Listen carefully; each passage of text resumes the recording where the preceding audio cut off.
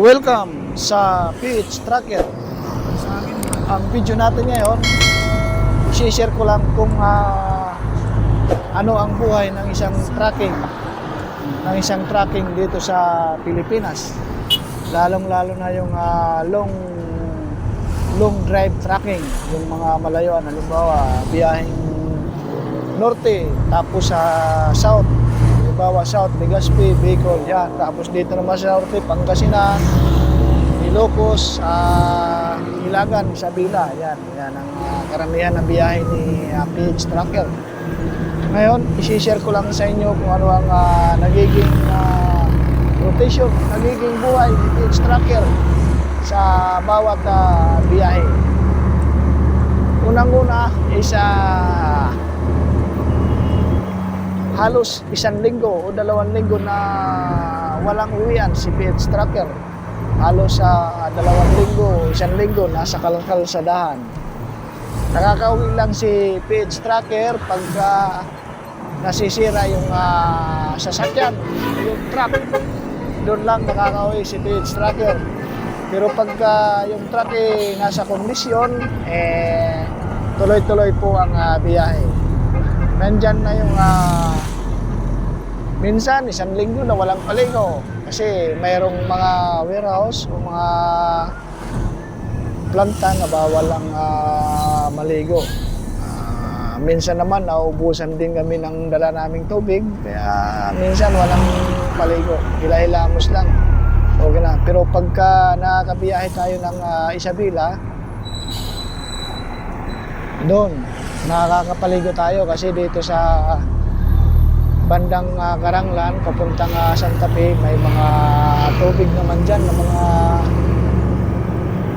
tuloy-tuloy lang ang agos ng tubig. May mga lugar dyan na libre, hindi naman libre, magbabayad ka lang. Hindi kayo magkakape ka lang sa kanila, pwede ka nang maghugas ng sasakyan, pwede kang maligo dyan. Tuloy-tuloy ang flowing ng tubig dyan. Pag dyan sa mga lugar na yan, pag nakakabiyahe. Pero pag sa Bicol, bihira lang. Yun ang tapos pag minsan naman, kadalasan sa biyahe namin is natutukod kami sa aming pinag-de-delibera. Normal na yun sa isang tracking na natutukod. Minsan, 2 araw, 3 araw, natutukod kami. Yan ang buhay ng isang tracker dito sa atin Pilipinas. Normal na yung matutukod tayo sa ating pagdilibera. Minsan naman, sa pipikapan natin mga pangarga, natutukod din minsan 1 araw bago ka mabigyan ng pangarga. Normal na dito sa atin. Tapos yan,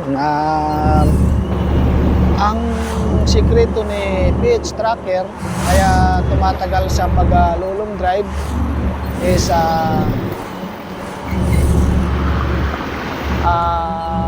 dapat hindi siniseryoso yung pagdadrive. Ini-enjoy lang yung pagdadrive. Nakanta-kanta lang. Ini-enjoy lang yung pagdadrive. Imbis lang. Ngayon, pag kayo naantok, tumatabi lang tayo at umiitlip. Ngayon, pag nagigising, tuloy-tuloy ulit sa pagbibiyahe. Yan lang ang technique. At saka, may tip pala ako doon sa mga baguhan. Lang. Ingat-ingat lang sa pagdadrive at hindi kailangan nagmamadali lagi. At kung maaari, mapagbigay lagi tayo, wag lagi tayo may pagsingitan, may pag-unahan. Kasi sa pag-mamadali lagi natin, sa pag-uunahan, sisingitan, doon nagkakaroon ng aberya, ng aksidente. Kaya tip lang ni PH Tracker doon sa mga baguhan, lagi lang mapagbigay, lagi lang mahinahon sa pagdadrive. Huwag yung mainit ang ulo, dapat enjoy lang yung pagdadrive. Huwag palaging mainit ang ulo. Yung pagiging mainit ang ulo, dapat iniiwan lang lagi sa bahay.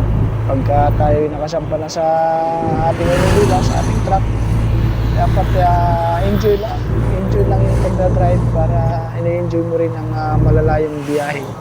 Yan ang sikreto ni PH Tracker. Kaya tumatagal tayo sa long drive.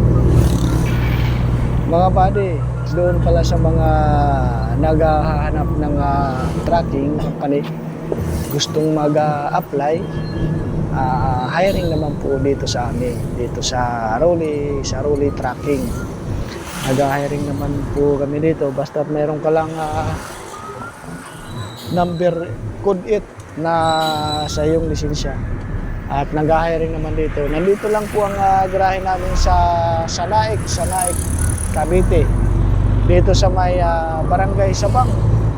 Sa Barangay Sabang, sa Naik, Cavite. Nandito po yung aming garahe. Nandito yung aming opisina. Nandito yung applyan. Pag nasa Naik kayo, ipagtanong nyo lang yung Rolly Magbitang na tracking. Ayun, kilala na yan dyan sa buong Naik. Sa buong Naik sa Cavite. Yan. Doon lang sa mga gustong mag-apply. Punta lang kayo dito. At nag-hiring naman. Tuloy-tuloy naman ang hiring namin dito. Doon sa mga gustong mag-apply, ang applyan pala namin dito is tuwing araw lang ng linggo. Tuwing araw lang ng linggo ng umaga. Simula alas 9, yung opisina is open na. Punta lang kayo dito, magdala lang kayo ng lisensya, NBI, police clearance, barangay clearance, at saka yung drug test. Yun ang requirement. Yun ang requirement ni Rolly Tracking. Yung mga nabanggit ko na yun. Ulitin ko yung mga requirement. Barangay clearance, police clearance, NBI, at saka yung drug test. Yun ang requirement. Yun ang mga requirement dito sa Rolly Tracking. Doon sa mga naghahanap ng trabaho, gustong maghanap ng tracking, gustong maging driver sa truck, trailer, punta lang kayo dito. Hindi naman ganong higpit yung kumpanya namin. Kahit hindi ganong mahabang experience, basta't marunong lang, tinatanggap naman ni boss. Basta't marunong nang mag-drive, marunong na. Dito naman kasi, meron naman kasing orientation, meron naman OJT bago ko pangawalan. Kaya tinatanggap ni Rolly Tracking kahit na baguhan pa lang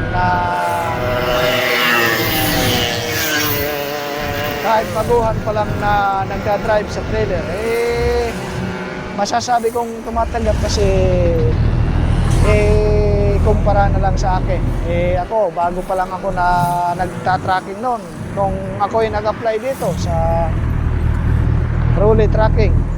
Siguro, wari ko, mga 3 buwan pa lang ako nagta-tracking noon. 3 buwan pa lang ang experience ko at nag-apply ako dito. Sa kabutihang palad naman, sa awa ng Diyos, natanggap naman ako rito. Kaya nasabi ko, hindi ganong higpit. Basta't marunong lang talaga mag-drive. Yun ang importante, kailangan marunong talaga mag-drive ng trailer. Kung gusto mo na mag-10-wheeler lang, meron ding mga 10-wheeler dito. Si Rolly Tracking, meron ding 10-wheeler. Kung gusto naman mag-trailer, trailer. Kung 1, 2, 3 lang yung ating lisensya, pwede rin sa 10-wheeler. Basta't mayroon kang code 3, pwede ka mag-10-wheeler dito. Marami ring 10-wheeler dito si Rolly Tracking. Yun lang ang gusto sa mga gustong mag-apply dito. Punta lang kayo dito sa araw ng linggo. Tuwing araw ng linggo lang po ang applyan dito kay Rolly Tracking. At doon naman sa mga gustong matutong mag-trailer, gustong mag-articulated, gustong kumuha ng, gustong magdagdag ng code number 8. Mayroon lang po din akong i-recommenda sa inyo. Mayroon pong yung pinanggalingan ko po, yung pinagtaningan ko, yung articulated training and driving school incorporated. Yun, mahusay po na school yon. Mahusay ang mga trainer doon. Talagang hindi ka nila pagkakawalan. Hanggat hindi ka marunong mag-drive. Magagaling talaga ang mga trainer doon. At saka ang kagandahan doon is unlimited ang kanilang serbisyo. Ano bang ibig sabihin ng unlimited? Ibig sabihin, hanggat hindi ka pa natututo, tuloy-tuloy lang yung magtuturo sa'yo hanggang sa matuto ka. At saka yung kagandahan doon sa Articulated Training and Driving School Incorporated is pwede ka mag-stay doon. Pag halimbawang malayo ka, pwede ka mag-stay doon. At inaalaw nila ang mag-stay basta training. At isa pa dyan, mayroon din silang sariling tracking na rin. Gusto mo, apply ka rin sa kanila. Mayroon na rin sila doon. Priority ka nilang tanggapin kasi doon ka nag-training sa kanila. Mayroon na rin sila. Yun nga lang, ang kanilang tracking, ang karamihan na biyahe sa Pier at saka Metro Manila. Yun. Sa Pier sila nag-pick up ng mga pamaga, mga container na kinukuha dyan, container at saka mga repair. Siyempre nababahala na yun dahil naubos na yung Panumitan palinda ng na mga pangharga lang nila dyan. pa rin. Yan. Sa mga gustong mag-aaral ng trailer, gustong magdagdag ng kutit, punta lang kayo dyan sa Articulated Training and Driving School. Dyan lang po yan sa Balot Tondo. Balot Tondo, Manila. Sa may Velasquez Street. Sa Balot Tondo. Yan po ang location ng training school. Articulated Training School na yan. Maganda ang school na yan. Magagaling ang mga trainer dyan magturo. Talagang ang mga trainer dyan, mga driver talaga ng mga veterano na kaya nasabi ko dahil talagang magagaling. Lahat ituturo, mga technique, mga troubleshooting, ituturo lahat dyan. Kaya ang mga estudyante dyan hindi nalulugi sa kanilang ibinabayad kasi natututo talaga sa lahat ng diskarte at technique sa pagmamaneho ng truck, ng trailer. At kung bago ka palang pasok sa YT channel ko, baka naman please subscribe at paki-like na rin ang aking mga video. At paki-click na rin yung notification bell para updated ka sa mga video na i-upload ko. Ayun lang muna hanggang sa ngayon. Bye-bye. Hanggang sa muli. Kung mayroon kayong mga katanungan, mag-chat lang po tayo sa comment section. At kung kaya natin sagutin is sasagutin natin. Kung may tutulong ako is sasagutin po natin. Sasabihin din po natin. Yun lang.